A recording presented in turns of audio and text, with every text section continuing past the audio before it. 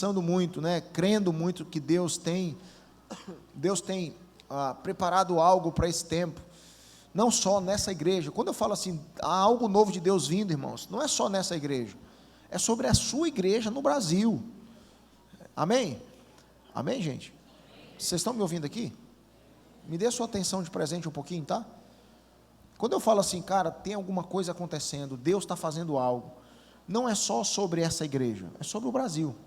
Estava conversando com alguns pastores esses dias, viajando, e alguns irmãos reuniram alguns teólogos pentecostais, cerca de 20 teólogos pentecostais, e um bispo, um dos bispos, né, muito renomado, eu não vou lembrar aqui o nome dele agora, que é muito enrolado, mas eu sei quem é ele, tá? Se eu olhar eu conheço. Mas é um cara que se move muito pelo Espírito, ele é americano, e ele veio falar para esses irmãos que estavam reunidos lá em São Paulo. E uma das coisas que, segundo o pastor que estava na reunião me falou, ele falou assim, cara, há uma expectativa das nações para um movimento global do Espírito nesse tempo. E a expectativa das nações, principalmente dos Estados Unidos, é que a impressão que alguns profetas estão tendo é que o centro do cristianismo está sendo empurrado pelo Espírito para o sul da América, ou para a América do Sul, né? E os olhos desses irmãos estão se voltando para o Brasil, como se Deus estivesse prestes a fazer algo no Brasil. Isso aconteceu alguns anos atrás nos Estados Unidos, né, quando esse movimento do Espírito sai da Europa e se volta para a América, e Deus começou a derramar o seu mover em vários lugares da América. Então há uma expectativa no coração de alguns profetas, né, e nós estamos querendo ser participantes disso. Então quando eu falo assim, cara, Deus está prestes a fazer algo, não tem a ver com a MCCP, tem a ver com o movimento de Deus, aquilo que Deus está fazendo, amém? E quando eu olho para um mover de Deus nas Escrituras, não tem como não olhar para Atos 2. Atos 2 ali é o fundamento do Pentecostes, né? Foi onde o Espírito foi derramado, e a partir dali então, esse Espírito começou a se mover por meio da igreja, e alcançou a nossa realidade. Então não tem como olhar para esse mover do Espírito e não olhar para Pentecostes. E antes de chegar em Pentecostes, irmãos, eu não consigo sair de Atos capítulo 1, né? Eu já estou há alguns meses meditando nesse capítulo, e para mim é enriquecedor. É a terceira vez que eu vou pregar sobre esse capítulo aqui, e porque eu acho que de fato nós precisamos esgotar esse texto, amém? Então eu queria que você tivesse fome, né? A minha oração por essa comunidade de fé é para que Deus gere no nosso interior fome pela palavra. Eu quero pregar e ver você escrevendo, eu quero ver você, sabe assim, arrancando a palavra da gente, assim, ó, com fome. Sabe quando você está faminto e alguém vem com comida perto de você, você vai lá e arranca a comida da pessoa? Eu quero que essa comunidade se torne assim, faminta pelas Escrituras, faminta pela palavra, amém? Medite no que está sendo dito aqui, amém? Então, Atos capítulo 1, na verdade eu não consegui sair nem dos primeiros versículos de Atos, né? Atos capítulo 1.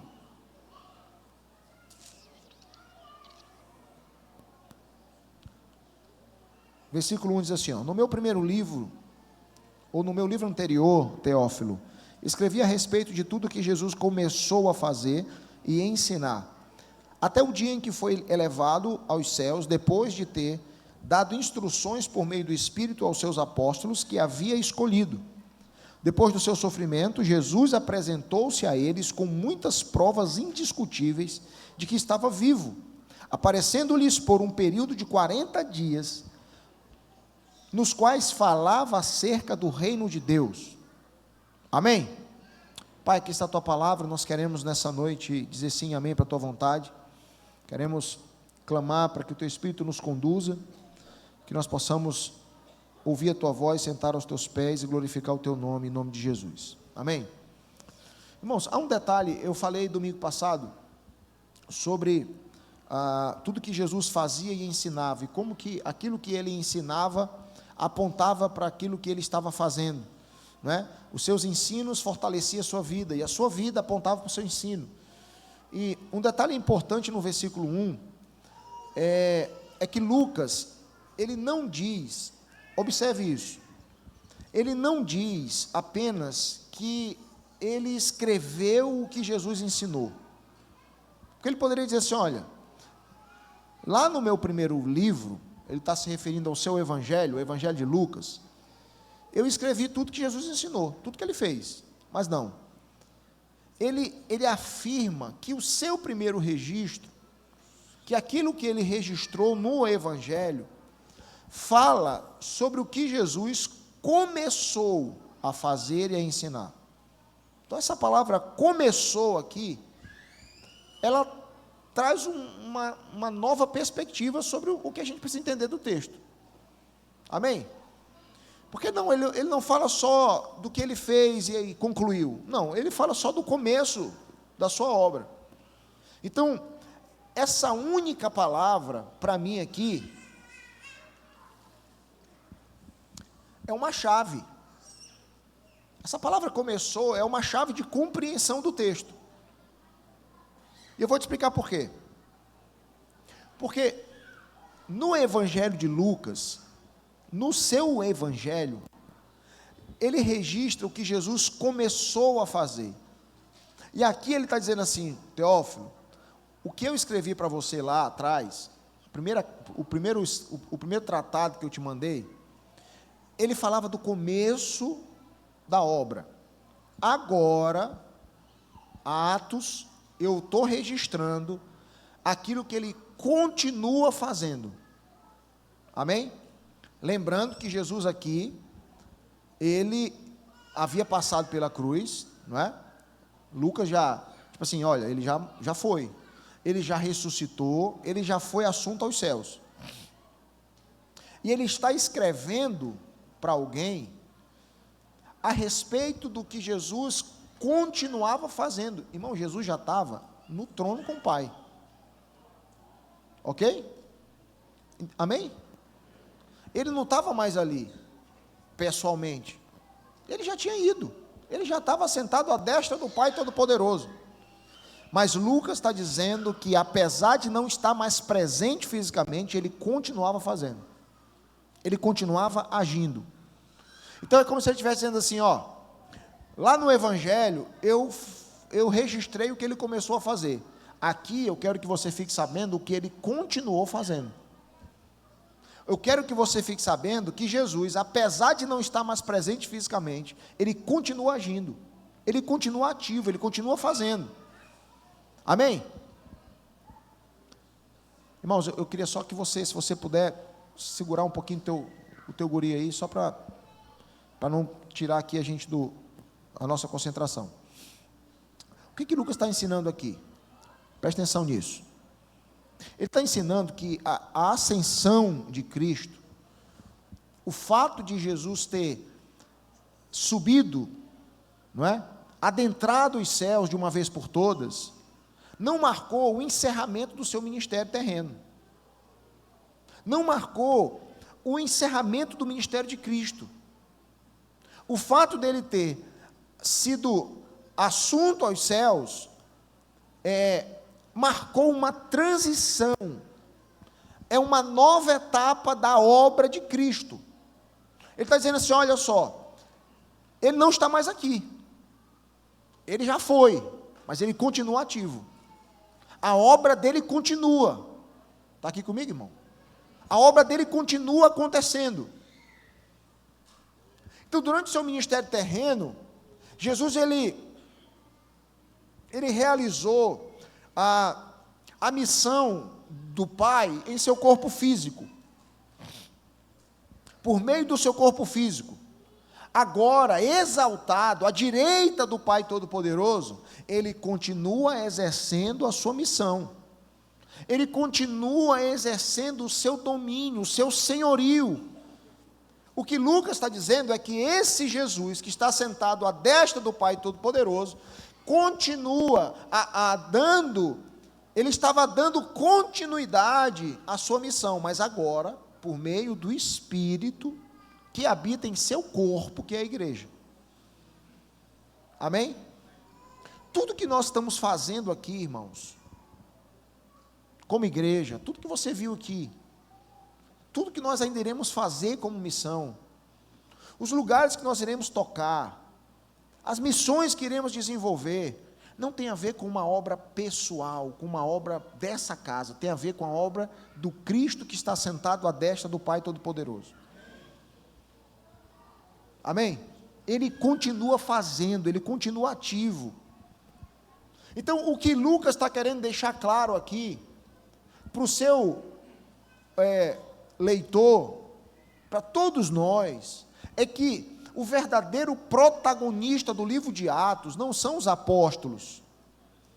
O verdadeiro protagonista do livro de Atos não é a igreja. O protagonista de Atos é o Cristo ressurreto e exaltado. Amém? Então, todas as vezes que você lê o livro de Atos, não tem a ver com a igreja, não tem a ver com os apóstolos, tem a ver com Cristo. É a obra de Cristo sendo continuada. É a continuidade da obra de Cristo.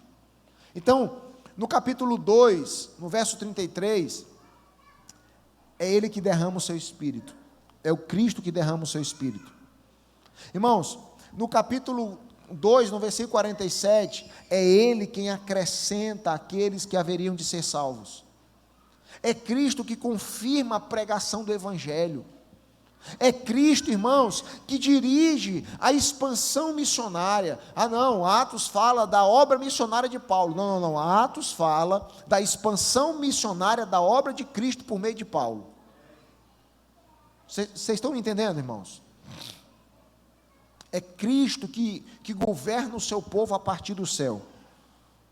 Então nós, como igreja, não podemos desenvolver uma missão própria. Não podemos desenvolver uma missão própria. A nossa função é participar da obra que Cristo está realizando. Pastor, por que vocês estão envolvidos? Por que essa comunidade se envolve em missões? Porque nós estamos participando da obra de Cristo. A obra é de Cristo. Amém, irmãos? Amém? Então, quando nós olhamos para esse texto, nós vemos que o mesmo Jesus que andou nas estradas da Galileia, o mesmo Jesus que se moveu nas estradas da Galileia, agora está agindo em meio às nações por meio do seu Espírito. O Cristo que passeava no meio do povo, que tocava localidades, agora está fazendo a mesma coisa, porém por meio do seu Espírito. E o Espírito está utilizando o povo de Deus, a igreja, para anunciar essas verdades. Isso é missões, irmãos. É o Cristo usando o Espírito, por meio do Espírito, usando a igreja para manifestar o seu reino, para manifestar o seu testemunho, para manifestar o seu senhorio. Você está aqui comigo? Amém? É por isso que o livro de Atos não é apenas a história da igreja primitiva. Você não tem que ir para Atos aprender sobre como começou a igreja. Você tem que ir para Atos entender como Cristo continuou a sua obra. E nós precisamos compreender isso.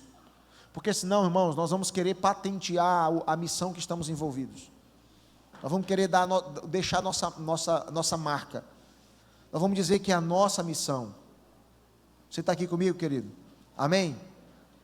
Então, Atos é a história do Cristo exaltado, que continua fazendo, continua ensinando, só que agora por meio do Espírito que age em sua igreja. E é assim que vai ser o desenvolvimento da obra, da missão de Deus, até o dia em que o seu rei vier e o reino for plenamente consumado. É assim que vai ser. Cristo agindo por meio do Espírito, usando a igreja. Glória a Deus. Irmãos, essa é a grande mensagem do livro de Atos. Essa aqui é a grande mensagem do livro de Atos. Então, Atos, acima de tudo, não é a história dos apóstolos, não é a história do relato do crescimento da igreja, não. Atos é a história do Cristo ressurreto, a história do Cristo exaltado, e como o Cristo exaltado e ressurreto, ele conduz a igreja a partir do trono, como que ele expande o seu reino, cumprindo a sua missão por meio do Espírito. Quando nós entendemos isso, irmãos, a nossa perspectiva da nossa movimentação vai mudar. Porque a gente não vai mais orar dizendo assim: Senhor, o que nós devemos fazer? Qual é a missão que o Senhor tem para nós? Não, nós vamos orar dizendo assim: Senhor, o que o Senhor está fazendo? Como o Senhor está se movendo? Para onde o Senhor está apontando? Como nós vamos cooperar com isso? Amém? Então eu estou esgotando o capítulo 1, porque o capítulo 1 estabelece o fundamento para todo o livro de Atos. Todo o livro de Atos. Então o que ele começa fazendo aqui? Ele começa dizendo assim: olha, eu estou escrevendo para você, para contar o que ele continuou fazendo.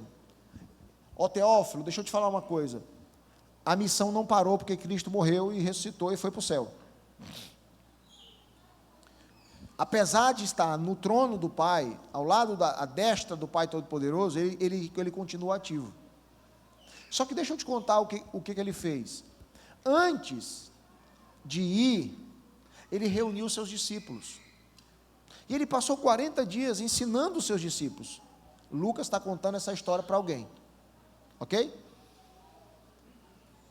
E quando ele faz questão de dizer assim: olha, a missão é de Deus, é a continuação da obra de Cristo, o Espírito ele fez por meio do Espírito, o termo que ele usa aqui, que eu gosto muito, ele deu instruções por meio do Espírito para os seus discípulos, que ele escolheu, né?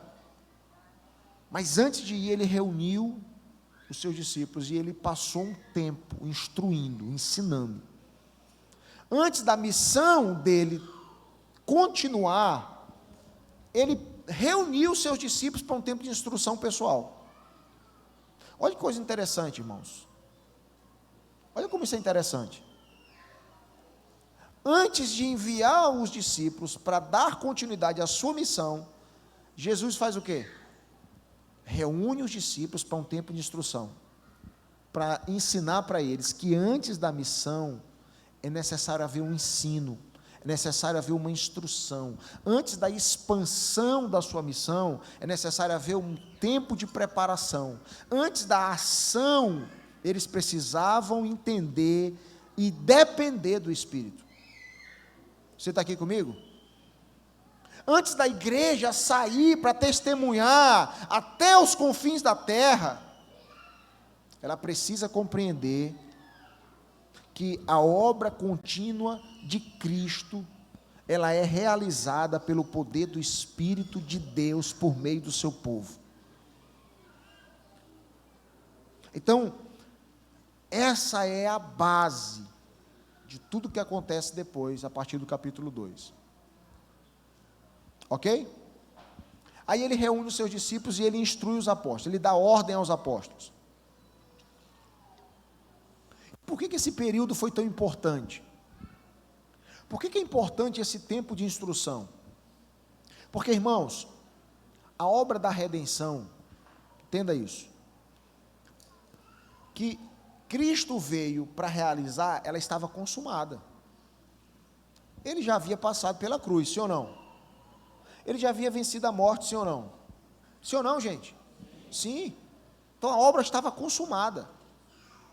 Então, com a sua ressurreição, depois de vencer a morte, depois de derrotar o pecado, depois de cumprir a missão que o Pai havia lhe confiado, que era ir para a cruz, depois de cumprir essa missão, irmão, nada mais estava impedindo Jesus de retornar para a sua glória celestial. O que agora poderia impedi-lo? Depois que ele venceu a morte, ressuscitou, irmão, perdoou os pecados, cumpriu a missão de Deus, por que ele não voltou logo? Por que ele passou 40 dias? Jesus, irmãos, ele não ascendeu imediatamente aos céus, ele passa 40 dias, Ele permaneceu com os seus apóstolos durante todo esse período. E durante esse período, ele aparecia para os seus apóstolos diversas vezes. Durante esse período, o texto vai dizer que ele apresentou provas incontestáveis. Você está aqui comigo? Olha para mim aqui, ó. Durante esse período, ele apresentou provas incontestáveis. Quem olhava dizia, não tem como contestar, é ele. Ele não precisava mais fazer isso, eu quero que você entenda, ele não precisava mais fazer isso, a missão que ele veio cumprir, ele havia cumprido. Ele não precisava mais se gastar para tentar provar para alguém que ele era ele. Mas ele passa 40 dias aparecendo, e aí ele começa a ensinar acerca do reino. Essa decisão de Jesus de permanecer ainda 40 dias aqui, ela nos revela um princípio que para mim é fundamental a respeito da missão de Deus. Que princípio é esse? Ele está ensinando que antes de qualquer envio, é necessário haver uma formação. Amém?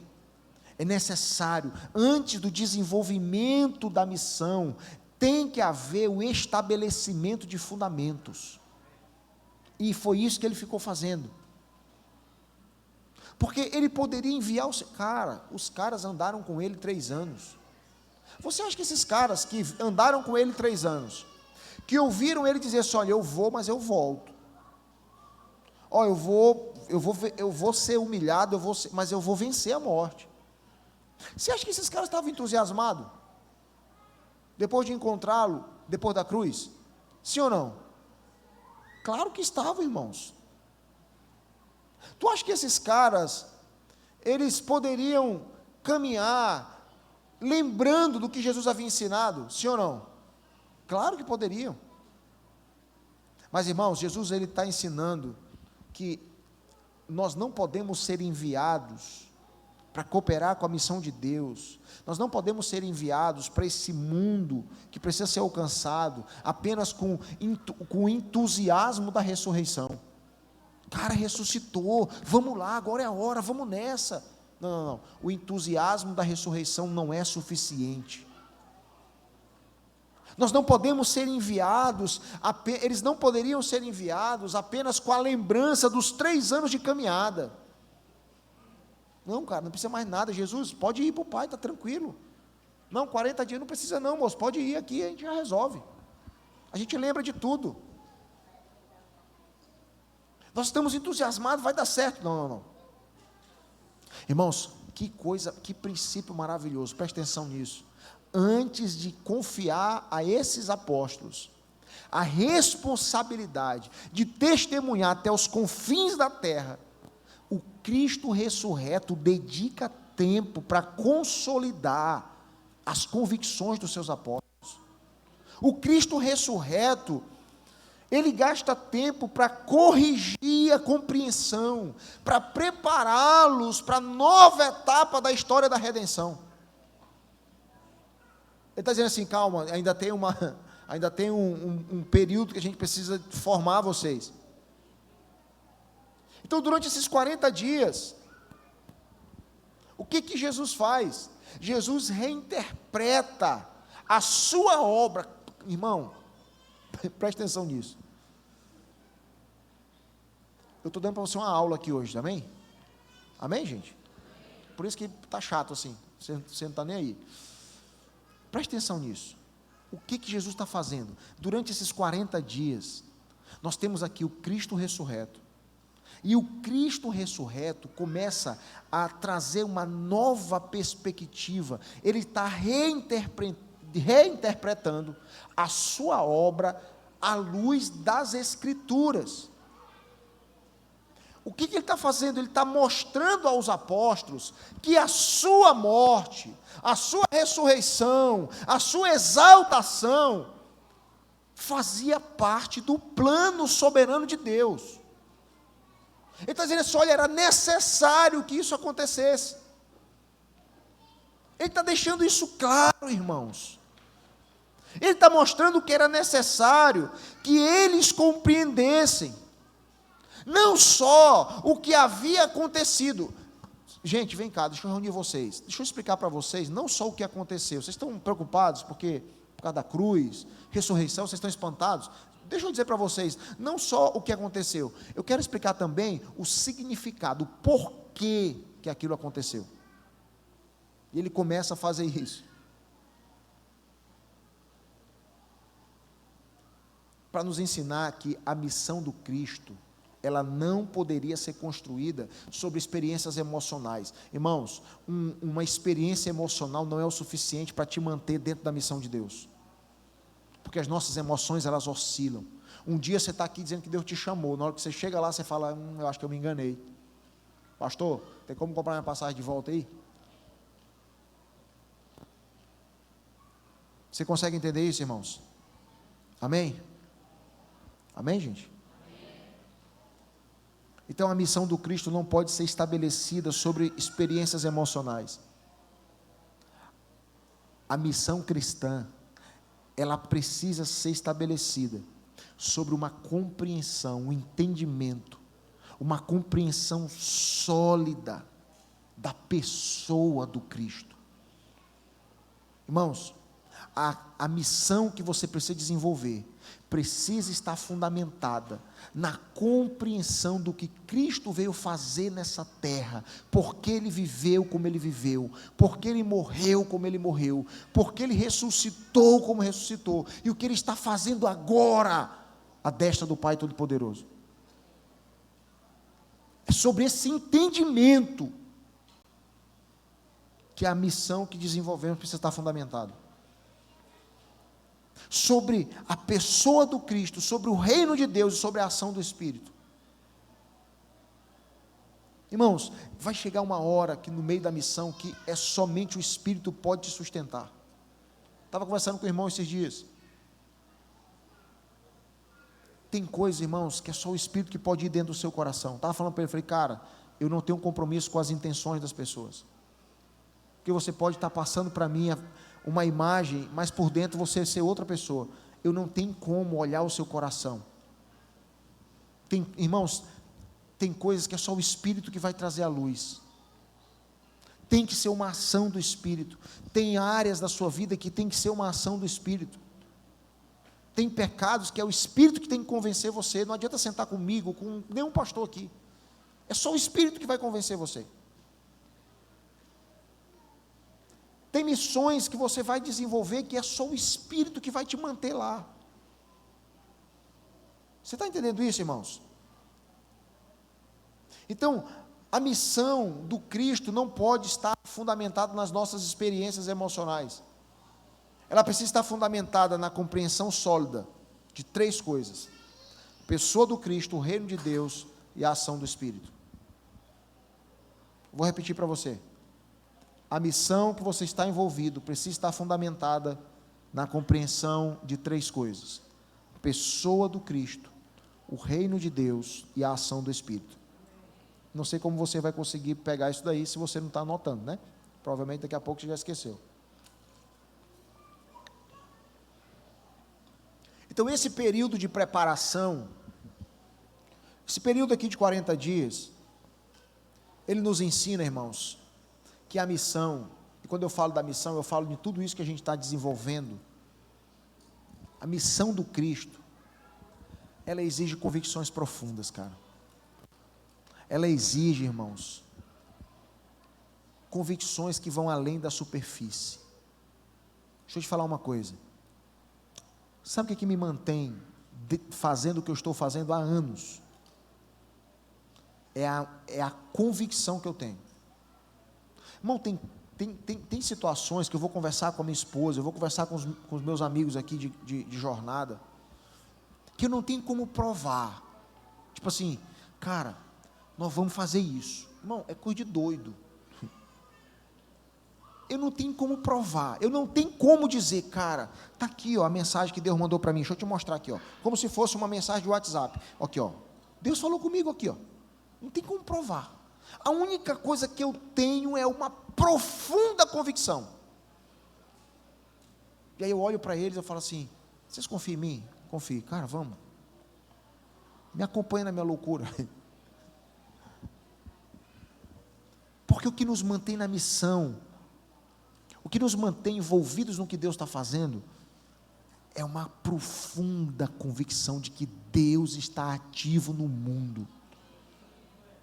E deixa eu te falar uma coisa: profundas convicções, elas são formadas em tempos de profunda experiência com a palavra de Deus, profunda experiência com o Espírito de Deus. Convicções profundas não são formadas em mesas de chocarrice. Sentar numa roda para contar piada pode até alegrar a tua alma, mas não geram convicções profundas.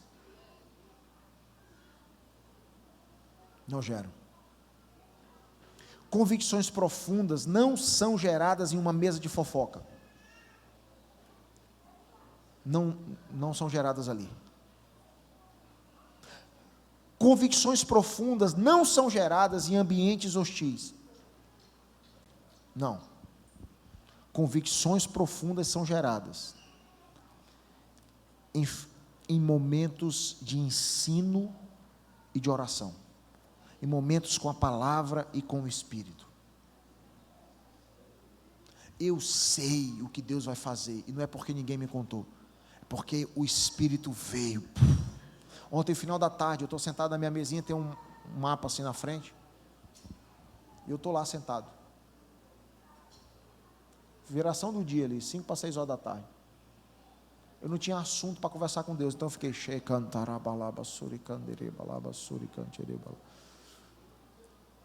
Irmão, de repente ele visitou com uma convicção. E eu sei quando ele vem. Eu sei. É diferente. Ele trouxe uma profunda convicção. Acabou. Acabou. Se for uma emoção, qualquer crise emocional que você tiver, você perde. Sabe por que é importante você entrar em crise com essa casa? Porque a maioria daqueles que chegam aqui, chegam pela emoção. Porque participou de um culto, foi legal. Porque ouviu uma palavrinha aqui que foi bacana. Aí o que acontece? Você fica emocionado. Aí você, opa, é a igreja que eu vou congregar. Na primeira treta você ia, eles, é assim, é importante ter crises. Paulo diz que tem que ter crise para a gente ver quem está maduro. Ele está dizendo assim, a maioria das nossas crises tem como origem a nossa imaturidade. A maioria das crises, irmão. Porque eu acho que essa igreja não podia ser assim. Você é um menino birrento querendo mudar aquilo que você não tem nada a ver. Quando é só emoção, qualquer crise emocional te rouba. Agora, convicção não. Deixa eu te falar uma coisa. Me ouça, ó. Vocês estão muito agitados, irmão. Calma. Me ouça aqui, ó. Volta para mim aqui, ó. Qualquer crise pode roubar de você aquilo que você recebeu na tua emoção. Mas nenhuma crise pode arrancar de você aquilo que se transformou em uma convicção. Nenhuma emoção externa pode arrancar de você aquilo que você... é isso aqui, Deus falou comigo. Pronto, virou uma convicção, acabou. Acabou. Irmão, o apóstolo Paulo, ele chega em Éfeso. Quando ele chega em Éfeso, ele fala assim, gente, vocês já conhecem o batismo? Aí o pessoal disseram, de João, conhecemos. Ele falou, não, estou falando do Espírito. Não, conhecemos não, pois então receba. Val, pronto, o manto caiu. Aí o que ele fez? Para todo mover do Espírito tem que ter um fundamento na palavra. Ele falou assim, eu preciso fundamentar esse povo. Ele passa 2 anos ensinando o povo na escola ele monta uma escola, ele vai ensinar na sinagoga. A galera bota ele para correr, ele racha a igreja, vai montar uma escola para ele. E passa 2 anos, a Bíblia diz que ele passa 2 anos ensinando todos os dias numa escola de tirano. Chegou uma hora que o Espírito falou para ele assim, agora você precisa ir embora para Jerusalém. Todo mundo sabia que o que esperava Paulo em Jerusalém era morte, era chicote, era riscos. Ele sai de Éfeso, vai para uma cidade próxima, chama os presbíteros de Éfeso e faz uma reunião de presbitério e fala assim: meus amigos, deixa eu dizer um negócio para vocês. O sangue de vocês não será mais cobrado das minhas mãos, porque Deus mandou eu ir daqui para outro lugar. Então eu quero dizer para vocês, vocês sabem como eu vivi o tempo todo que eu estive entre vocês, então eu estou indo embora, eu quero que vocês me abençoem. Sabe o que o povo começou a fazer? O povo começou a chorar. Só que quem estava falando ali não era um homem de emoção, era um homem de convicção. E um homem de convicção não muda as suas convicções por causa das emoções das pessoas. Está aqui comigo, irmão? Paulo, você vai morrer. Paulo falou assim: gente, para.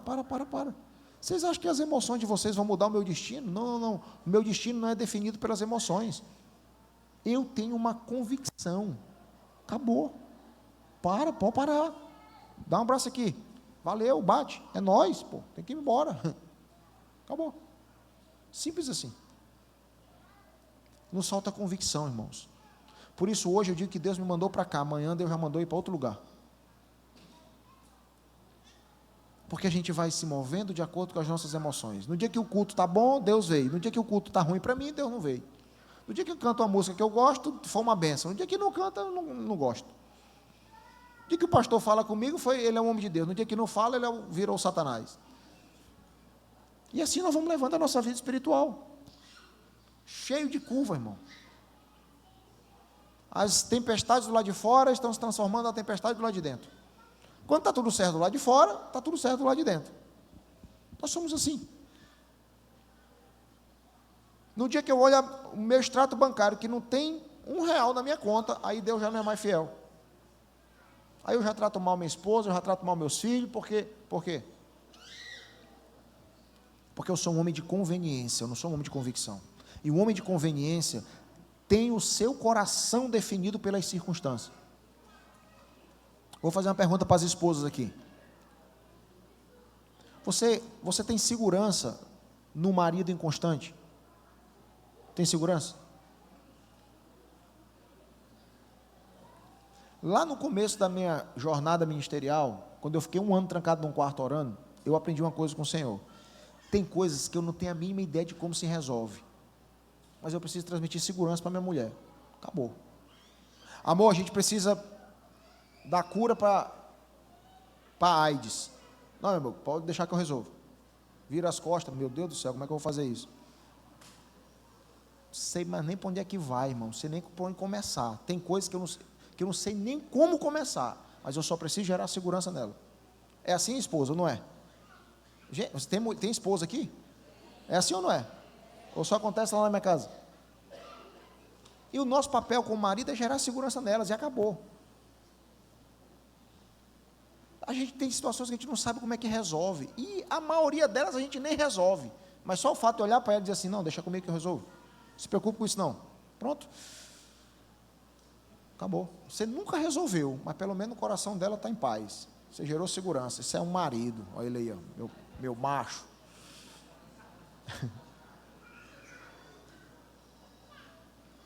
Essas seguranças vão sendo construídas, você entende? Irmão, se as nossas esposas não conseguem viver com um cara inseguro, imagine só Deus, que uma hora você está dizendo para Deus: Deus, muito obrigado, porque Tu és bom, aí faltou dinheiro na conta, Deus, Tu não olha para mim, porque as circunstâncias vão definindo o que você sente. Se está tudo bem do lado de fora, vai estar tudo bem do lado de dentro, mas se tiver uma crise do lado de fora, começa a entrar a crise aqui para dentro. Isso não é convicção, isso é conveniência, irmãos. Conveniência. Quantos estão entendendo isso? Homens de convicção não pegam as crises externas e trazem para dentro do coração. Eles pegam a paz do coração e transferem para as circunstâncias. É diferente. Lembra de Jesus no barco? Todo mundo desesperado. Por quê? Porque estava vindo sobre o barco o quê? Uma tempestade. Os discípulos estavam o quê? Aflitos. Por quê? Porque a tempestade de fora se transformou na tempestade aqui dentro. No meio de uma tempestade, que está todo mundo desesperado, Jesus estava fazendo o quê?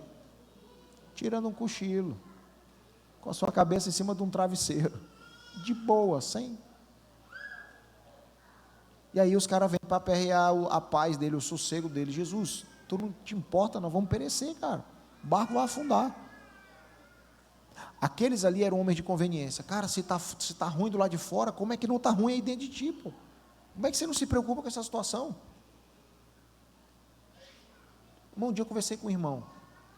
Cara, o Brasil, porque o presidente, porque Lula, porque vai acabar, porque não sei. Ei, meu amigo, calma.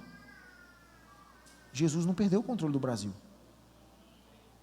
Não importa quem é um presidente, Jesus continua no controle. Você consegue entender isso, irmão? Jesus, cara, tu não te importa, está acabando. O que Jesus faz? Pega a paz que estava dentro dele e transfere para as circunstâncias. Isso é convicção. Eu vou cumprir um propósito. Esse barco não vai afundar, e se afundar nós não vamos morrer.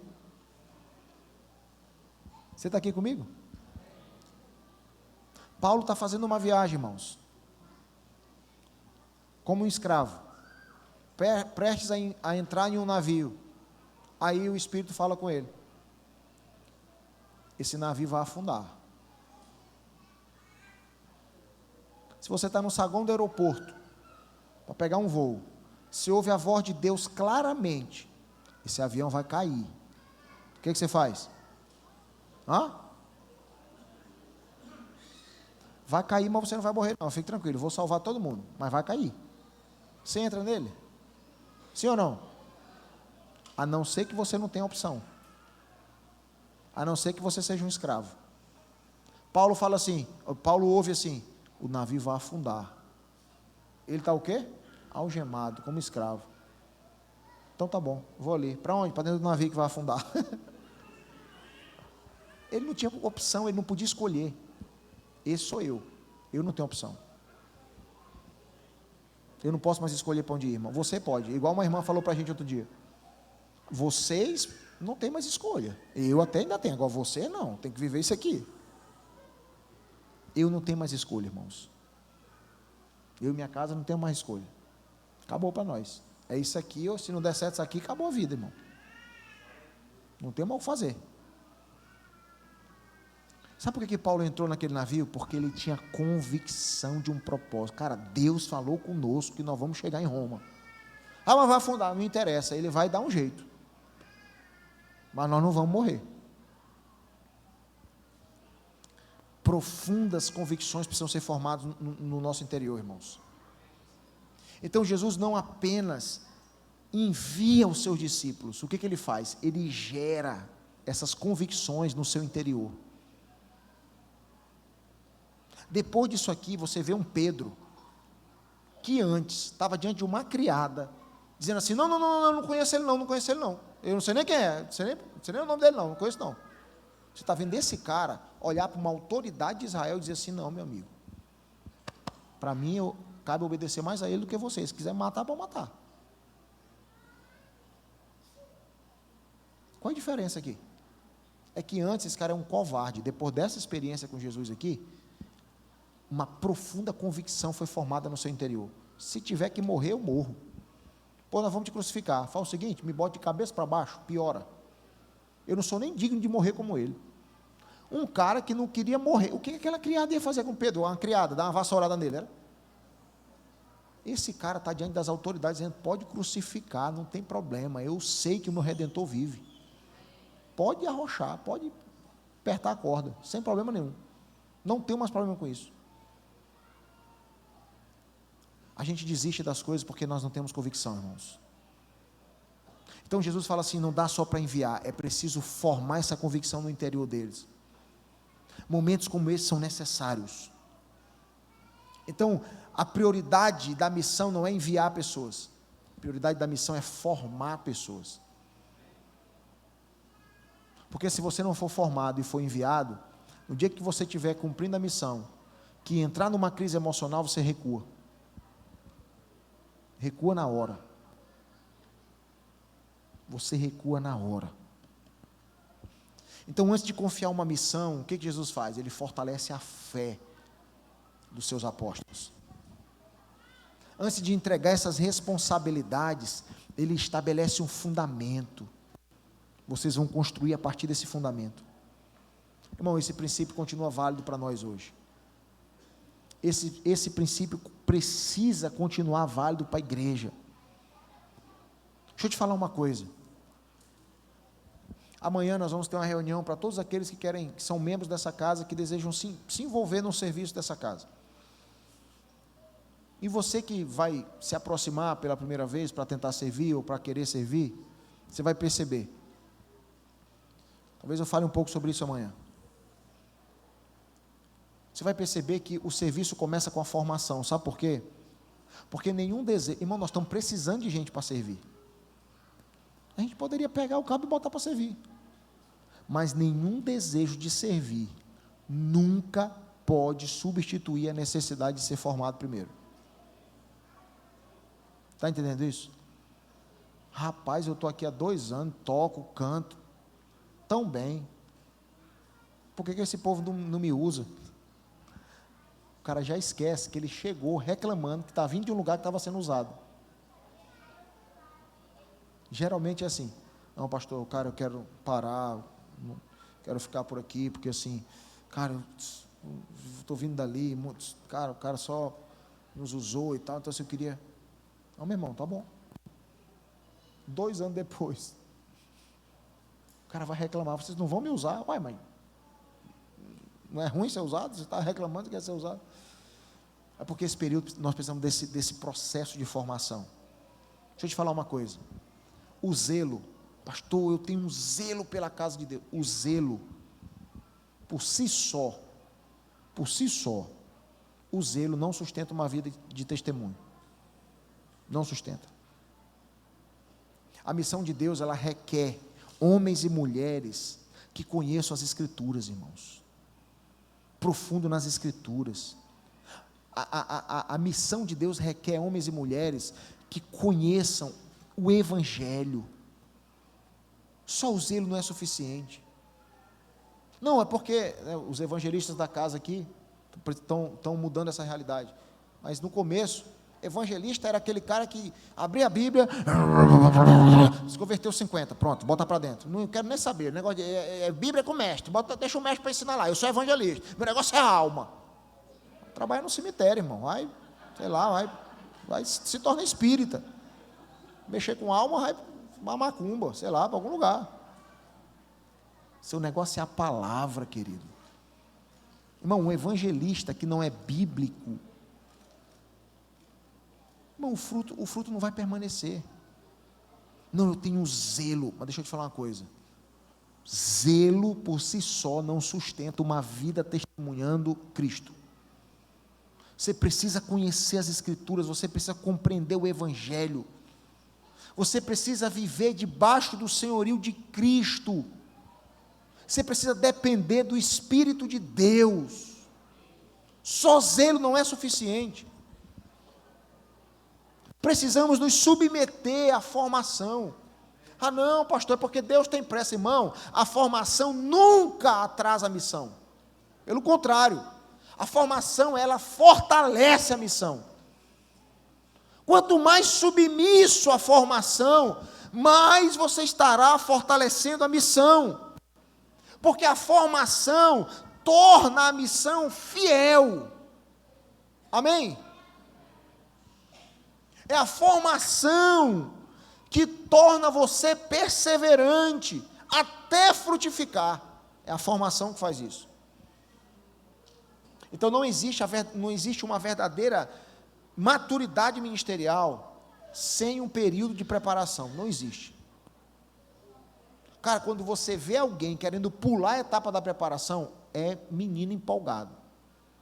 Ele está empolgado. É uma criança que está empolgada. Então, esse período de 40 dias aqui de formação, que Jesus trouxe os seus discípulos, não era um tempo que ele atrasou a missão. Isso aqui não era Deus atrasando a missão dos discípulos. Isso aqui era Deus investindo naqueles que Ele iria enviar. Que coisa maravilhosa, irmãos. Não era um tempo de atraso, era um tempo de investimento. Então você que está nesse processo, agradeça, cara, você está sendo formado, Deus está investindo em você, porque quanto mais sólida for a tua formação, mais firme você será no cumprimento da missão.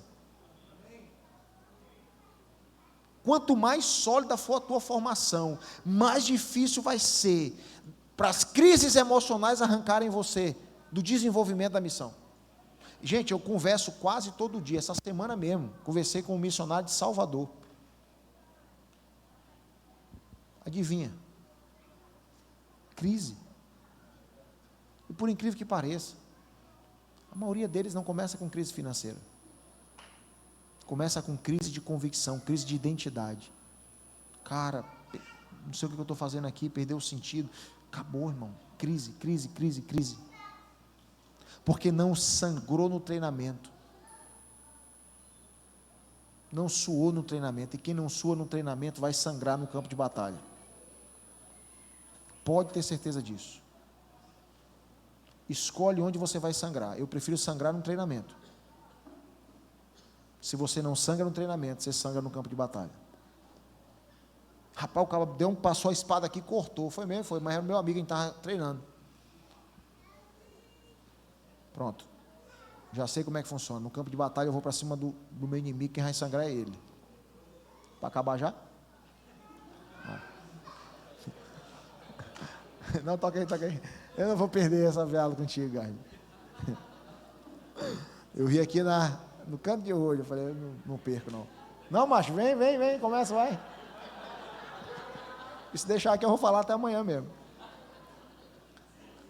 Então, meus irmãos, um tempo de instrução não é um tempo de atraso. Não é. Pegue isso nessa noite. Amém? Pegue isso nessa noite. Cara, Deus não... Presta atenção nisso, meu irmão. Deus está vendo você aí onde você está. É porque atrasou, é porque é o meu ministério. Irmão, calma, você está sendo formado.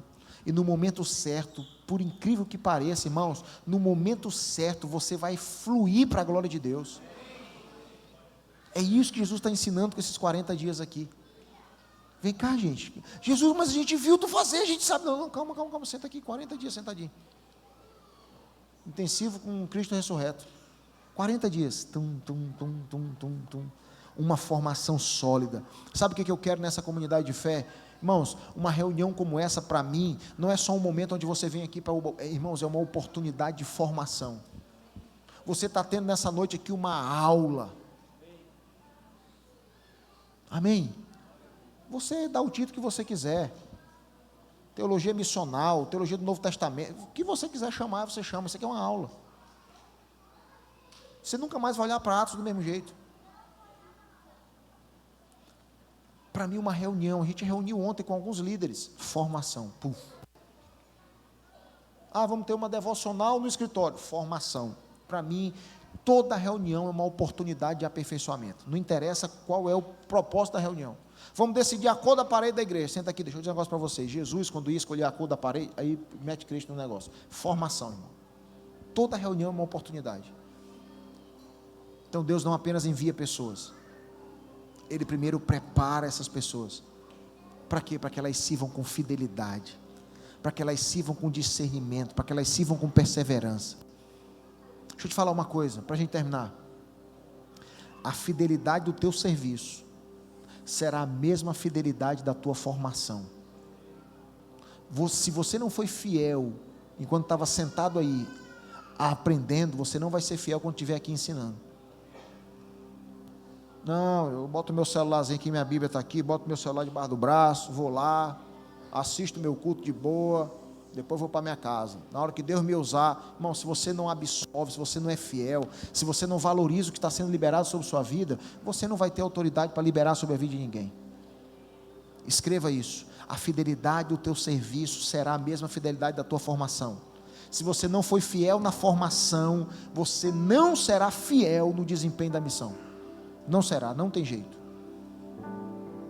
Não tem jeito. Amém. Glória a Deus. Eu queria orar com você nessa noite. Domingo a gente vai continuar.